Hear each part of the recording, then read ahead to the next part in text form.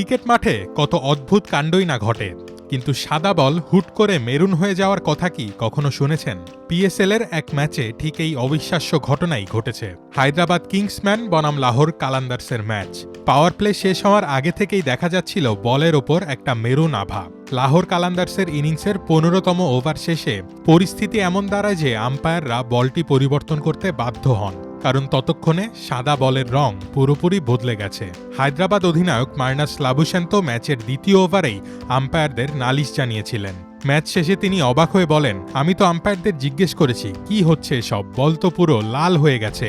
তার ধারণা হায়দ্রাবাদের মেরুন রঙের কিট থেকেই হয়তো রং লেগেছে বলের গায়ে। তবে লাহোর পেসার হারিস রাউফের মত ভিন্ন। তার মতে বল কয়েকবার মাঠের বাইরে যাওয়ায় গ্যালারির সিট থেকেও এই রং লাগতে পারে, যদিও গাদ্দাফি স্টেডিয়ামের আসনগুলো সাদা আর সবুজ রঙের। এদিকে ম্যাচ হারলেও এই ঘটনা নিয়ে মজা করতে ছাড়েনি হায়দ্রাবাদ কিংসম্যান।